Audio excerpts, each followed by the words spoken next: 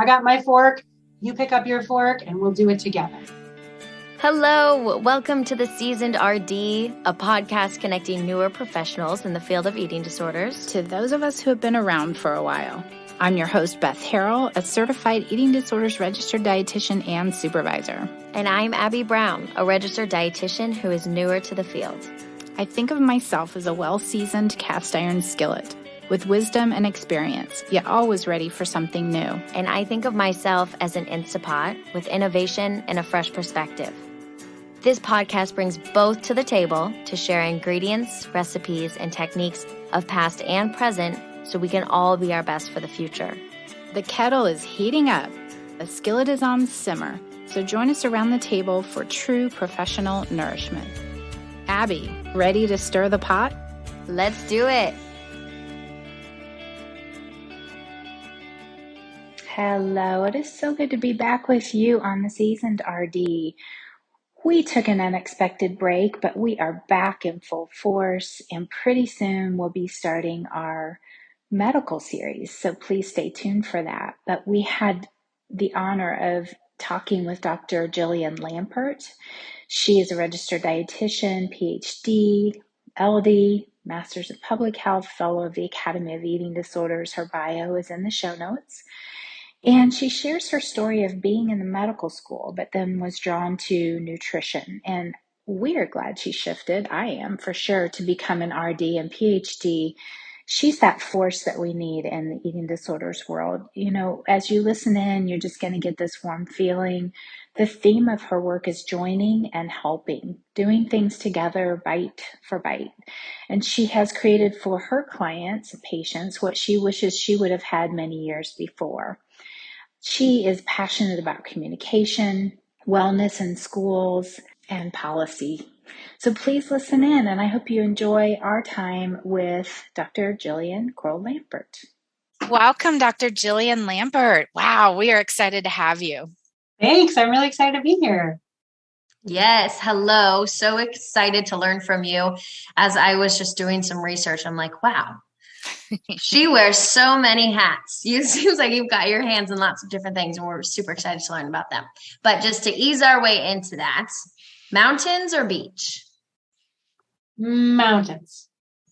Okay. I like mountains with a view of the beach. Oh, a little bit of both worlds. Yep. And then breakfast or dinner? Oh, that's a tough one. I think I'd go breakfast. Do you have a meal of choice, a breakfast meal of choice? I do. I travel a lot, and so I have a little routine. I'm a fan of Airbnbs, so my favorite breakfast is like a vanilla buttermilk waffle with frozen blueberries and scrambled eggs with red and green and yellow and orange peppers with a little bit of ham. That is my go-to breakfast. So every time I get into my Airbnb, I go to the grocery store, get my little cart full of stuff, and away I go. So it is my favorite. That sounds delicious, satisfying, and beautiful. Yeah, and easy to find at pretty much any grocery store, Target, you name it, you can find it. You can find it. Not anything special. Nope. Awesome. Well, last question, audiobook or paperbook? I would love to say paper. I love paper. I love to touch paper. I love to have books. And most of the reading I do is on audiobook because I also have a really hard time sitting still. And so sitting still and reading a paper book while I aspire to do more of that. My 17-year-old is an avid reader, and I watch them and think, I want to do that. And I just can't. So audiobooks are my friend. Yeah, same. Okay, well, I'm going to bring you back. You're a dietitian, so I'm going to bring you back to the RD test, the exam. Do you remember anything about that day? Was it number 2 pencil or keyboard? It was definitely number 2 pencil, and it was months after finishing, right? I just, finished my internship, had to wait for months. So it was back in the old days when it was offered, you took it when they said it was going to be offered. And so there I was taking it with my number 2 pencil. And I remember it being one of those incredibly long blocks of time and thinking, will it really take me that long? And I hope not, right? I hope not. I had the good fortune to go with a friend who was also in my internship.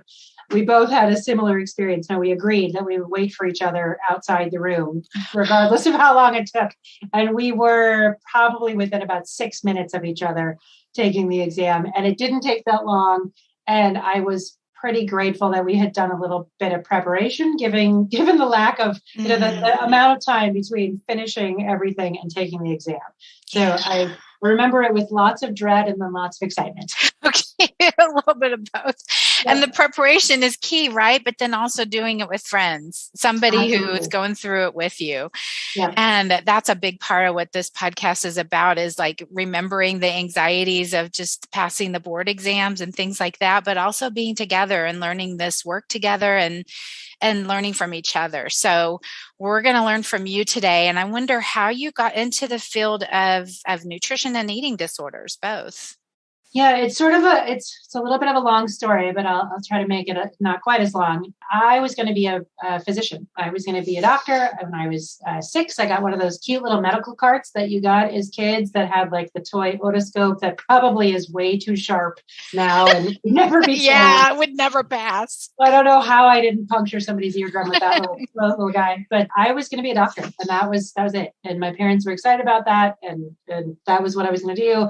I got a biology degree in college, or I got admitted to a biology program. I got a scholarship for a biology degree. So I was on my way. And in my sophomore year, I took, during J-term, my college had one of those January term things. So I took a J-term class in aerobics instructor training. And it was, I went to college in the early 90s when aerobics were all the rage, and everybody could get a part-time job as an aerobics instructor if you had any training. So I took this class and I found the nutrition part fascinating. We did this long part of nutrition during the month-long course, and I was really just sort of swept away by the biochemistry of it, and the eating habit part of it, and the food culture part of it. Just was really sort of pretty scintillating to me.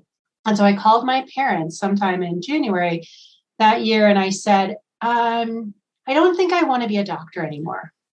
And they said, why not? And I said, well, I think I want to go into nutrition. And my parents said, well, honey, that's probably because you have an eating disorder. Oh, and interesting. Probably you're just really hung up on the nutrition part. And I said, no, I get it. Yeah, I do. Right. I did have an eating disorder, and I was probably a mid-eating disorder at that point, and was quite ill. And by grace and luck and not good treatment, I got better.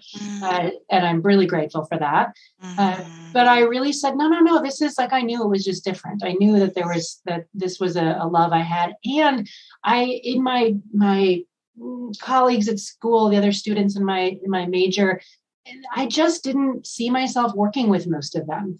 And I would look around thinking, all these people who wanted to be doctors, I just didn't feel it. And it was as simple as that. Like, I just really didn't feel it. There were a couple of students in my major that I really didn't like very much. I just didn't like their ethics or their approach. And I just thought, I can't. I just started to feel trapped. Like, I can't spend the rest of my life working with all of you.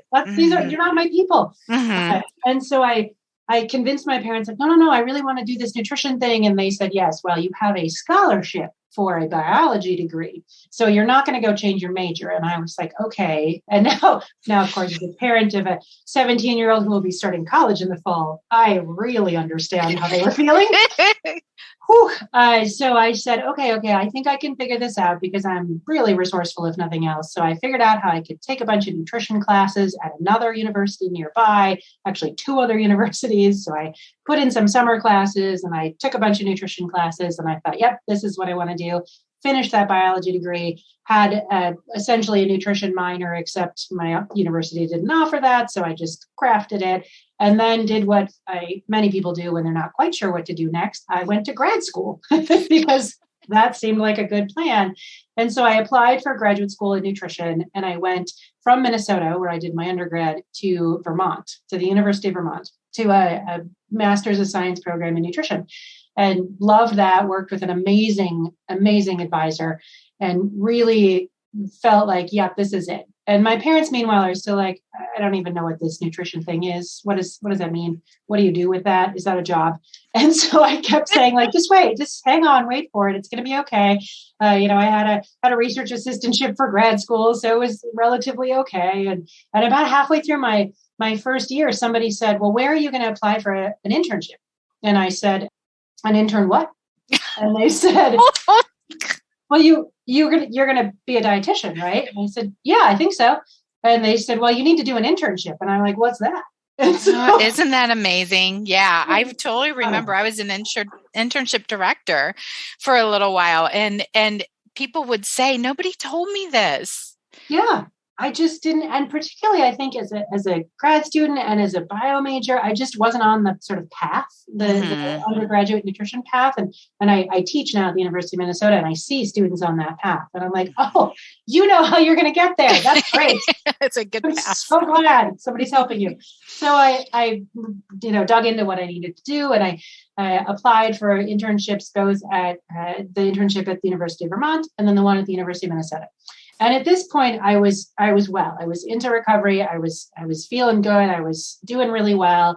Really reformulating my whole relationship with myself and food and weight and all of that jazz. And I got accepted to the University of Minnesota internship and thought, okay, well, I'm going to go back home. So I went back to Minnesota. I started this internship, which was 51 weeks, the longest internship in the country at that point. Oh my gosh. It was incredible.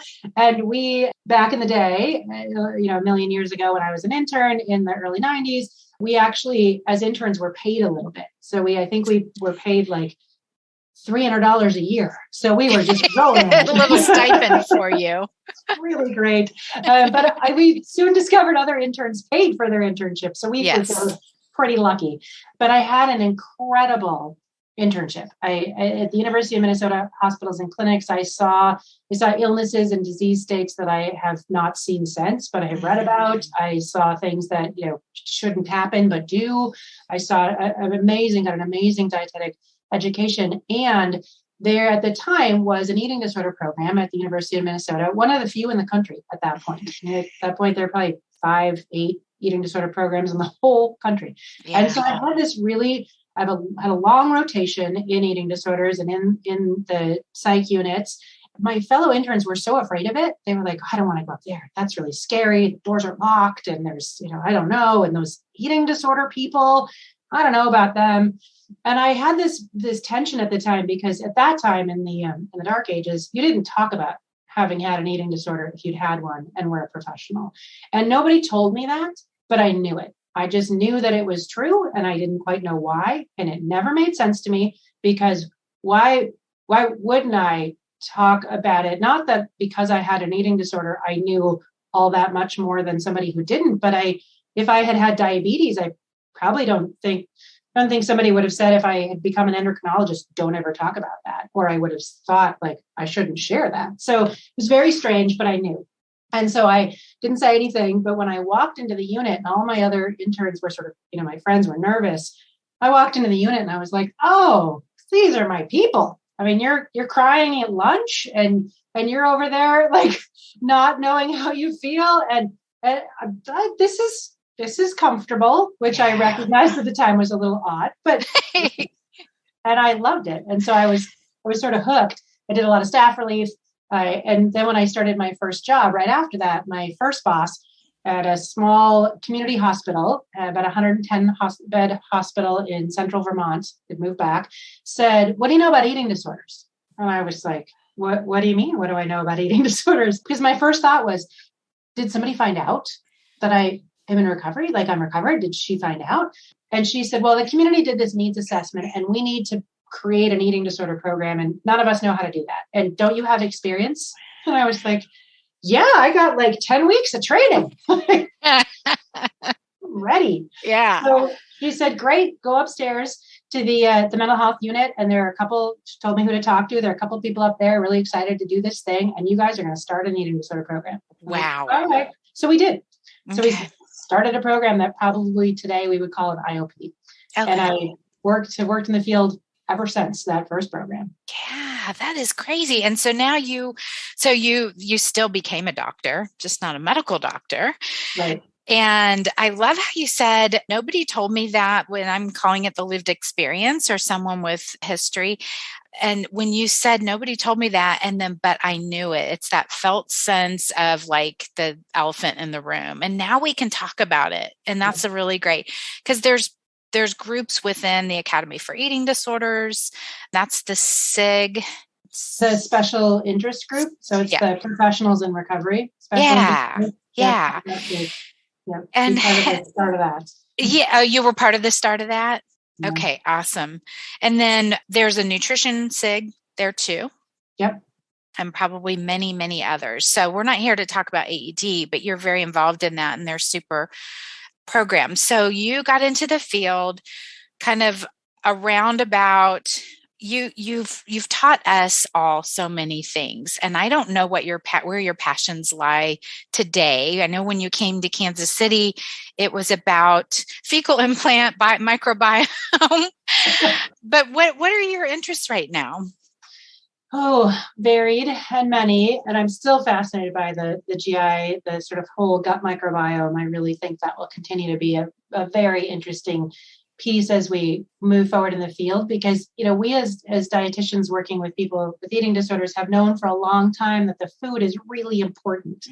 And we know that, and sometimes it becomes sort of secondary to the whole treatment experience. But food is medicine. Food is so important. So I really think that'll be an exciting development and continue to move forward in the field. And we're doing some work in the treatment programs that I'm associated with, looking at that and how we can really maximize people's ability to refeed, to reestablish that relationship with their body and with eating.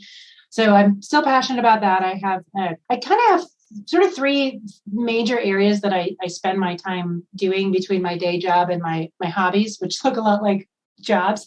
But I think a lot about policy. I've been involved with the Eating Disorders Coalition for a long time, and the last 10 years with Red C, which is the consortium that represents eating disorder care providers, the higher level care providers.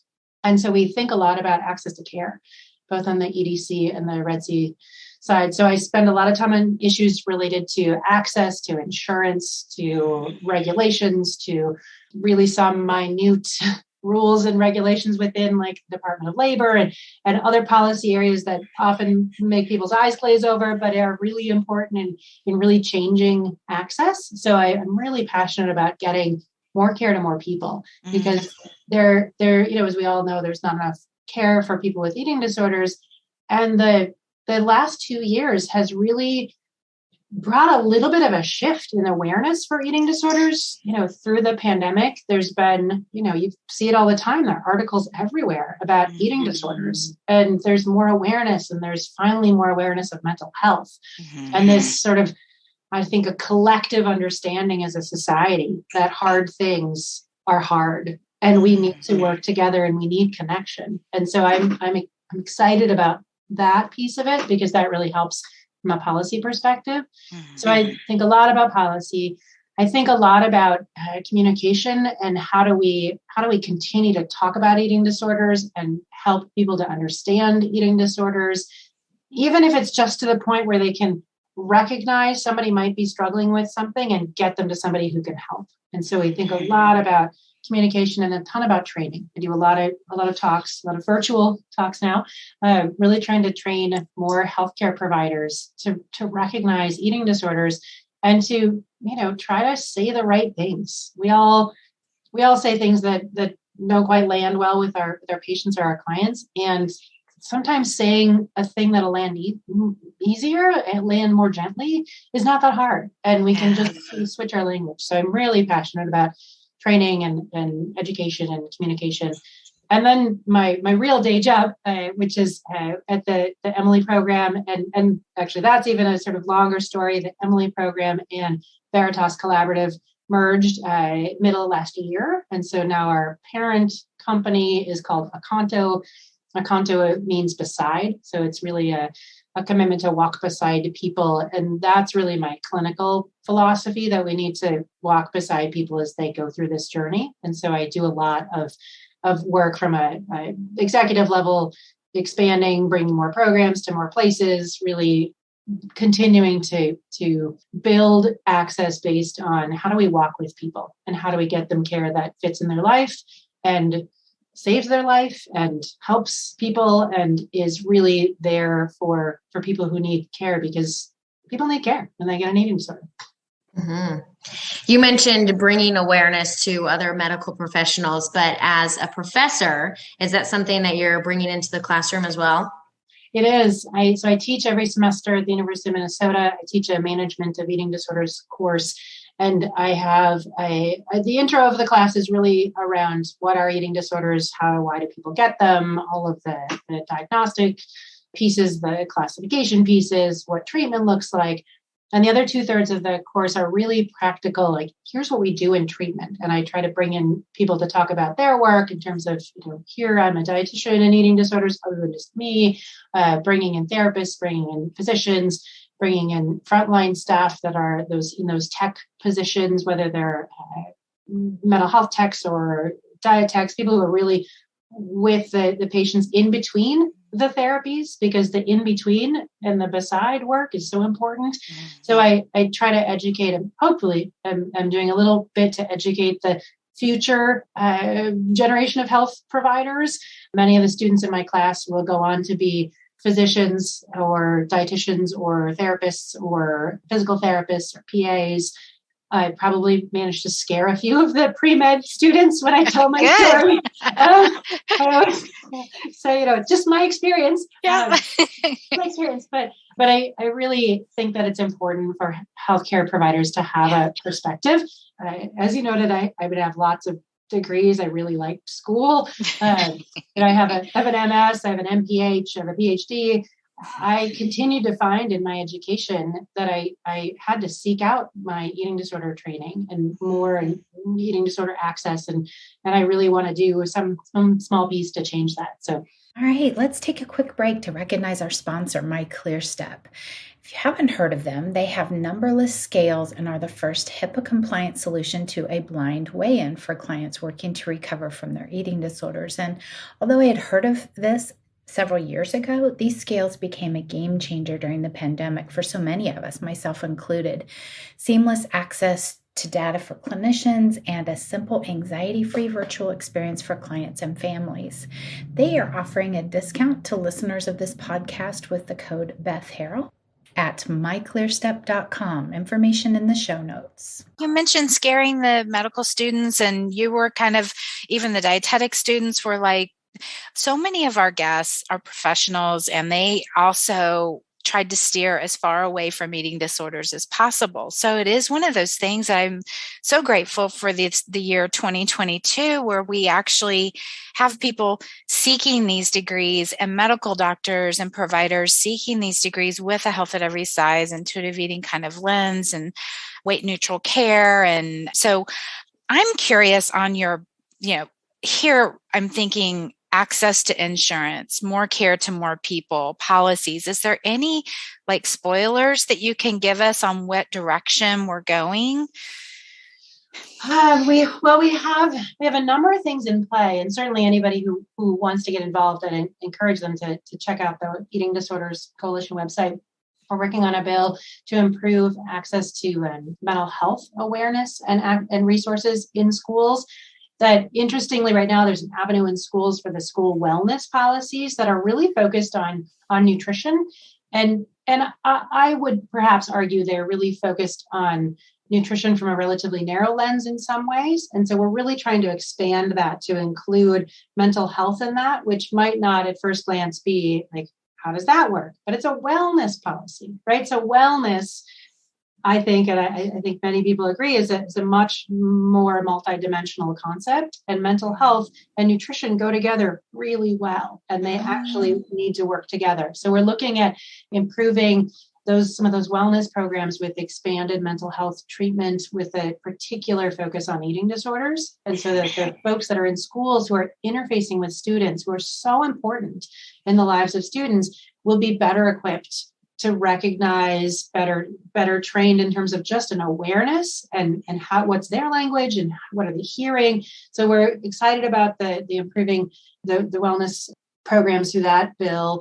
We're also thinking a lot about research dollars. And so we're working really hard. Actually, the EDC is, through a lot of advocate work and support, has really increased in the millions of dollars available for eating disorder research.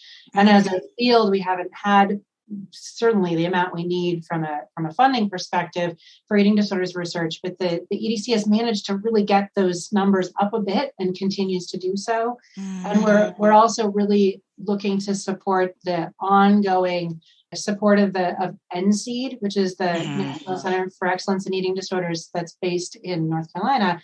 That center was set up out of the 21st Century Cures bill that passed in 2016. So passed in 2016, then President Obama signed it into law. And that was the first time in the history of the US that federal legislation included eating disorders. And so there were provisions in that to expand training and a number of other things. And out of that came a training education center of excellence that is NCED. And so we're really looking at expanding the services there. They're doing great work and they need to do more and we need to support that. So we're really excited about those pieces. So that's what we're really focused on right now. We're excited about having just gotten the SERVE Act passed, which changed one of the exclusion criteria in TRICARE that said you couldn't get treatment in certain levels of care if you were over 21, if you were a military family member. Oh, yes, I remember reading about this. Yeah, so we worked really hard and got that passed. And so now if you are a military family member and you have an eating disorder and you're over 21, you can get some care. There's still some work to be done on access issues, but it's a really great first step that we're really excited about. It was a pretty big rock to push up the hill and get it to stay there. So we're super excited about that. So we'll make sure to put in the show notes too about NCED and the coalition. But also you had mentioned, getting communication, and you have a podcast. Yeah. Tell us about the podcast.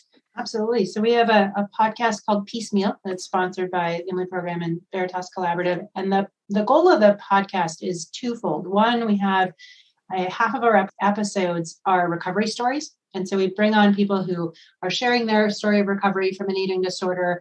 Many of the folks we have on our podcast have written books or have blogs or have social media presence that really are helping to get the word out, which is amazing.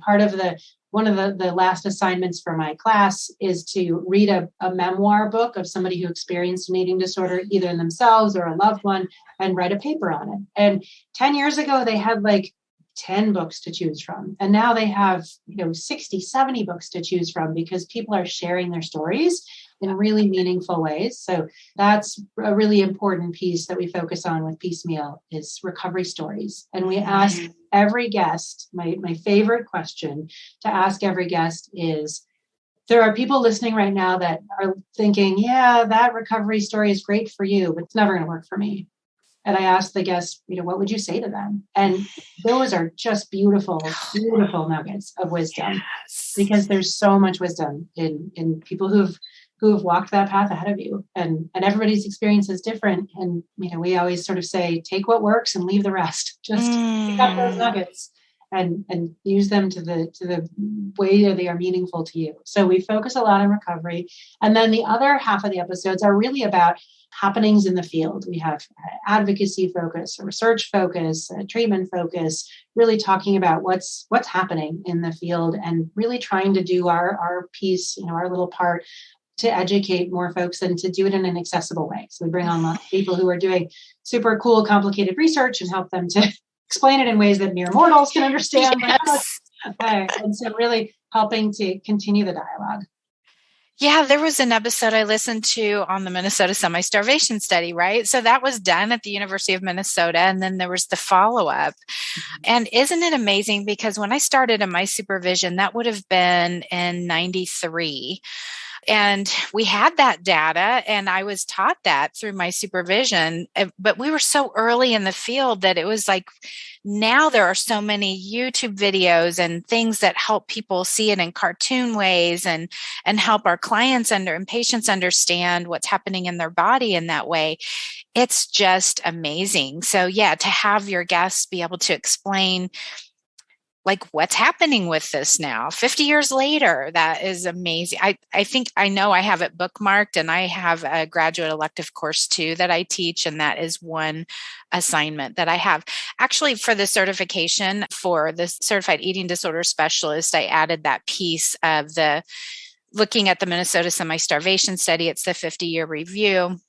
Good. Looking at the medical complications of malnutrition and comparing the psychology of that to some eating disorders. Not saying that malnutrition causes eating disorders. It's really just helping people understand that in that moment, food is the medicine that helps heal the brain so that the work can be done.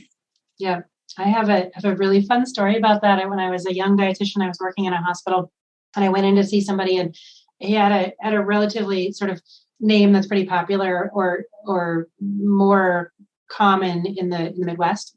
And I was working in a different state. And so I came into the room and I said his name, and he said, "You're the first person that's pronounced that correctly." And I said, "Oh, well, I'm from Minnesota, and there are a lot of, that kind of name. Lots of, I think it was like a Czech name, lots of consonants." I'm like, "Oh yeah, I'm good with that." And he said, "So you're from Minnesota?" And I said, "Yeah." And he was in his 80s. This is a while ago, maybe 70s. And he said, "I spent some time in Minnesota." And I said, "Oh yeah." And he said, "Yeah, I was in a study there where they put us in this place underneath the football stadium, and they starved us." No way. And I was like, "Oh, you were in the Minnesota starvation study?" And he said, "You know about that?" I'm like, "Oh my gosh. I am like such a fan." And so isn't that amazing? It was so awesome. So I said, "Can I come see you every day you're here? Even if you don't need it for your nutrition assessment?" He said, "Sure." So I would stop by and chat with him a little bit. It was just incredible to hear the first person story of being. Yeah. What did you learn from him? I'm curious. He was fascinating. He said, "A lot of the guys in the study, they just got weird around food." And I said, "Yeah, I work in eating disorders, and that study, like, you all really helped us understand that some of the quote unquote weird around food that people with eating disorders have is because of biology. That's so impactful. Like, we understand it so much better now." And he said, "Oh yeah, they just got really weird around food. There were guys like stealing food and hoarding food. And one guy was like buying stuff at the bakery and we couldn't do that. And he was like giving it away." And I'm like, "Yeah, I read about that." It was just oh my gosh, incredible. So it was really, his stories were very similar to in the study accounts and in the follow-up, that he didn't have much of a disruption in his relationship with food. Although as we talked, he said, "Yeah, as you talk, I can think of some things that, like, yeah, my kids did think that was kind of weird years later, but I just thought it was normal." I'm like, yeah, that's what happens to our brains. So it was such a gift. It was really amazing. Yeah. And obviously we couldn't possibly do that kind of a study right now. So we're really grateful that we had it, and with such good medical follow-up every minute of every day, following up with not only medical, but psychological, the whole thing. Yeah, it was amazing. What a contribution. Yeah. And they had no idea that they were going to help our field so much. You had mentioned, I'm going to ask one more question, I know, before Abby has her last question, but you had, in your graduate elective course, 2/3 of it is really like hands-on, like what, feet on the road, here's what we're doing. Are there any specific resources that you send people to gather information, books or webinars, or I know you're their teacher, which is the best? I am really impressed, like you were saying earlier, with the content that's on YouTube from first-person stories. And so I have a whole list on my course syllabus of first-person stories that I send them to, just to get a good collection of people's stories. So here are people telling you about their experience with an eating disorder. How would you think about that as a healthcare provider? I use a lot of case scenarios and have them, they do their sort of hands-on work in the classroom with each other, since we don't have a lot of ways that people can volunteer or be involved with sort of actual clients in real life treatment settings. But we do a lot of role playing, and we do a lot of practice. One of our courses, one of the classes, I have a number of dietitians come in, and we do a coached meal. And so we select student volunteers and we give them a tiny little scenario of like, I know you don't know what you're doing, but just like do these things, cut up your pretend food in tiny pieces. And we ask them to do certain things. And then the staff coach them like they would at a meal, at a therapeutic meal. And so the students can see a little bit more like, what does it really mean to do that? Oh, I really do, bite for bite is one of my favorite table interventions. That as a clinician, you're like, all right, I got my fork, you pick up your fork, and we'll do it together. So really that joining and helping the client, do a lot of that. We do an in-class yoga experience with one of our yoga instructors. We do some bit of a sort of a mock kind of group therapy session just to try it, because I think we just don't know what we ask clients to do until we really try it. One of the things that we do when we open any new facility in the day job at the Emily program at Veritas, that we have staff act as clients and stay in the facility. It's before we open, sleep over in the facility. They are mock clients, and we run through a bunch of scenarios for the staff to practice with experienced clinicians who are being, playing clients to really learn, because eating disorders are so difficult to have, the fierce illness that's really lousy to have. And I think it really helps staff to practice some of those things before they actually jump in with people who are actually struggling. So as much practice as we can get, which can be hard to come by, I think is important. I mean, I'm even thinking about what you said at the beginning of this interview was you got better even with subpar treatment. You didn't use the word subpar, but listen to the practicing and getting staff involved and treatment has come such a long way. Yeah. And I love the joining and helping the client, bite for bite. And then bringing in that yoga piece, which Abby, I know you're curious too about how programs are bringing in exercise or activity as well. Yeah. It feels like it's being talked about more and more and more about like, okay, you know what? Exercise is fine. We can do it in the correct way. We don't need to put them on like these really crazy strict lockdowns with exercise. So what does the yoga piece look like for you guys? Yeah, I agree. It's really come a long way. We do yoga in all of our programs, all of our intensive programs and our outpatient programs. So we do group yoga, and we have it as a yoga body image anxiety reduction intervention, because yoga is fantastic at really helping to bring down some of that anxiety. We did a study a couple of years ago at the Emily program comparing if we did a yoga intervention before meal or after meal, which helped reduce anxiety the most. And we actually found they both were effective at reducing anxiety. Pre-meal anxiety was actually a little bit, we had more reduction there. So we try to put yoga before meals to try to reduce some of that pre-meal sort of anticipatory anxiety. But wherever you put it in the day, it can be very helpful. And it also needs to be really tailored. The yoga instructors that we hire they're trained as yoga teachers, and they come in registered yoga teachers, and then we train them how to be yoga teachers with people with eating disorders and really help them to be very body sensitive, weight neutral, body neutral, and also think a lot about their verbiage. And yoga has become so sort of fitnessized. I know that's not a word, but sort of that, in our culture, that we really try to bring yoga back to its meditative anxiety reduction connection function for people. And that's been really, really impactful for clients. The vast majority of clients are involved in yoga, even if it's just sitting on their mat, quietly meditating, if they're not able to engage in the postures for whatever medical reason. Maybe they're orthostatic or they're just not quite ready, but they can be in the room on the mat quietly because there's benefit to that.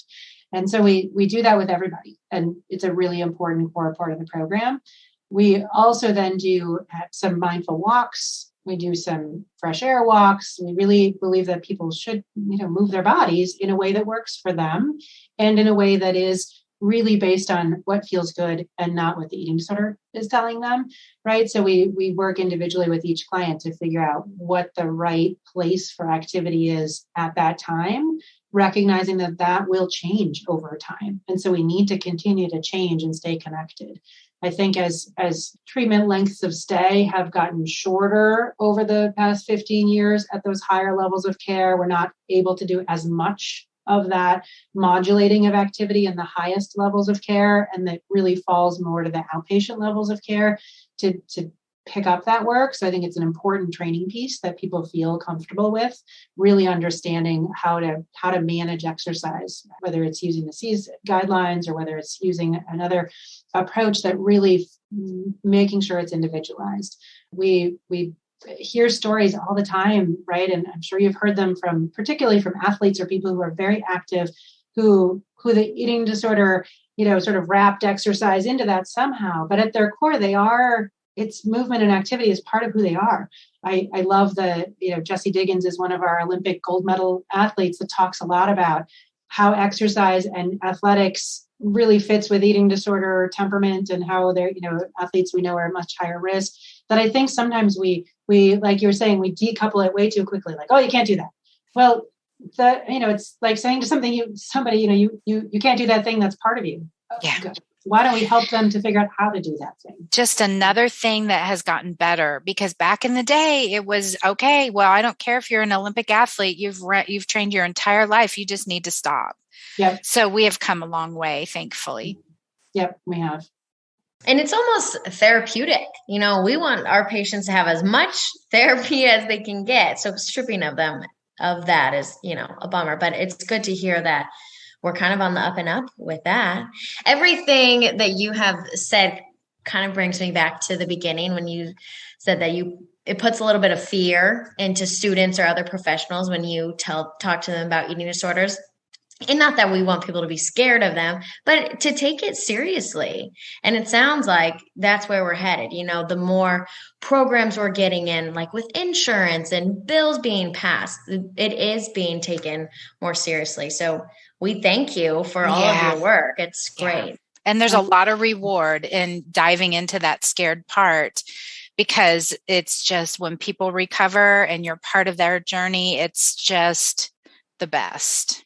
It is. And it's really helping a whole future generation of healthcare providers really address their internalized weight stigma or their perceptions of weight. And there's so much work to be done there. And it's so rewarding to see people sort of question and challenge and think about that, and then find a way to be in the world that's different. Like, wow, what would it be like if we all could have a peace with our bodies and it wasn't connected to what size our bodies were? It would be amazing. And so I'm hopeful that we're going there.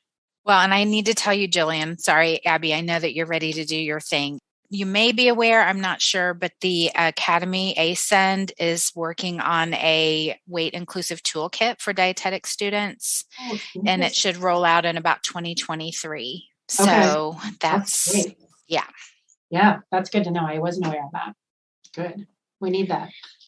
Okay, so taking yourself back to entering the field of eating disorders, what do you wish you would have known then that you do know now? And you can take your time. I know that you probably have lots of thoughts on this one. The thing that comes to mind first is that I wish that it would have been clearer to the field and to me that a multidisciplinary treatment team needs to know more about each other's areas, that I would have really loved to have gotten earlier in my career an immersive education on therapeutic interventions, because the field of eating disorders at that time, and maybe still a little bit now, was really like, here's the psychological interventions, here's the nutrition interventions, here's the medical interventions. You're all in a multidisciplinary team, but you do your things. And in real life, with real multidisciplinary teams and real clients, I, as a dietitian, need to know a lot about the psychological treatments, and the therapists need to know a lot about the nutrition treatments, the medical treatments. Doesn't mean that the therapists need to be dietitians and the dietitians need to be therapists, but we need to work together and not have this, early on in my career, I think there was sort of like this turf thing, like, no, you can't talk about that. it's really, we need to talk to each other and have a good plan to work with the client. But that understanding is so important. I would have loved to have learned way more about CBT and DBT earlier in my career. I got there because I figured it out, but that was important. But we should tell people that sooner. So that's something I always tell my dietetic students, like, even if you're never going to go into eating disorders as a dietitian, your main job is helping people change their behavior. So if your main job is helping people change their behavior, you need to know a lot about behavior change and emotions. And that is still a piece that we're working on getting enough information to young professionals, I think. So and happy. Honestly, as a young professional, and I do think a lot of this, I've just ended up in great programs like with Beth and the outpatient team I work with, but it really is being talked about. Like I don't know a lot about these things yet, but I know what they are and I know that they're important. So I do feel strongly that we're getting somewhere. That's great. That is fantastic. I'm always excited when our new staff that we hire that are just out of their internship, they're like, oh yeah, I read about that. Yay! That's great. Yeah. Even the word supervision is something that we're all learning about. And so that's what therapists have done forever. And so it's something that we're not trying to be therapists. We're really understanding how important it is to blend all of that. And I remember the first conferences I went to, I would go to as many of the therapy ones as I could because we're not taught that and we need to know that. Right. I love that we provide medical nutrition therapy. The medical piece is over here. The therapy piece is over there. We are the link. That is exactly right. Yep. Yes. Thank you so much, Dr. Jillian Lampert, for joining us today on the CEDRD. We really appreciate you being here. No, thanks for having me. All right. If you've made it this far, I want to thank you. And we ask that you please review, follow, and share this podcast with others so that it can get out. And stay tuned for a little more from our ClearStep sponsors, including an in-depth discussion about best practices using numberless scales. Let's lean on each other and learn from each other so we can grow together as professionals in this field of eating disorders. If you want to connect with me for supervision or membership with monthly content, please find me at bethharrell.com/professionals.